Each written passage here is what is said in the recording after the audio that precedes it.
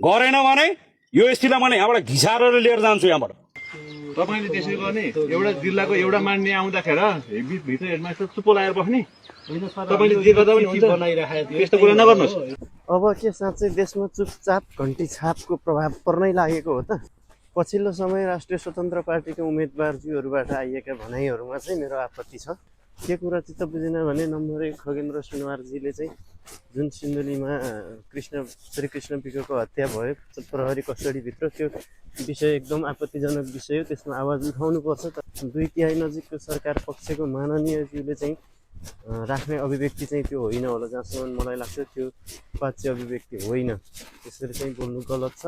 एउटा माननीय भइसकेको व्यक्तिले माननीय भइसकेपछि कुन तरिकाले बोल्नुपर्छ भन्ने कुरामा सोच्नुपर्छ, सोचेर बोल्नुपर्छ। अनि अब अर्को दोस्रो नम्बरमा चाहिँ उता फेरि ओखलढुङ्गातिरको हो क्या अरे विश्वराज, नाम पनि विश्वराज, भावी देशको गृहमन्त्रीको सम्म गाई गाई हल्ला चलेको व्यक्तिको अभिव्यक्ति एउटा स्कुलको हेडमास्टरलाई गएर चाहिँ स्वागत किन गरिनुहोस्?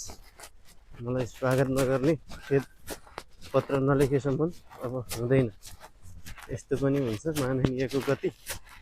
हिजो अस्ति 1.5-2 महिना अगाडि मात्रै लौ न हजुर 1 भोट दिनुहोस्, तपाईँको 1 भोटको पनि ठुलो महत्त्व हुन्छ, 1 भोटले पनि हार्न सक्छु, जित्न सक्छु, नतिजा मेरो पक्षमा आउन सक्छ भन्दै रुँदै कराउँदै रात दिन त्यही जनताको घर आँगनमा हात जोडेर खुट्टा ढोगेर हिँड्ने मान्छे अहिले जिल्लाकै ठुलो माननीय आउँदा व्यवस्था गर्ने, मलाई त सम्मान गर्नुपर्ने हो, खालामाला दिनुपर्ने हो।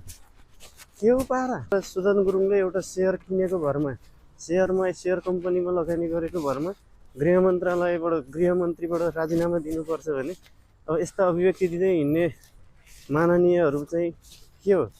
यिनीहरूलाई अब राइट टु रिकल हुन्छ कि हुँदैन? राष्ट्रिय स्वतन्त्र पार्टी समय सधैँ एकनास रहँदैन, चुपचाप घन्टी छाप फेरि अर्को कहिले हो 87-88 तिर पत्ता साफ होला नि।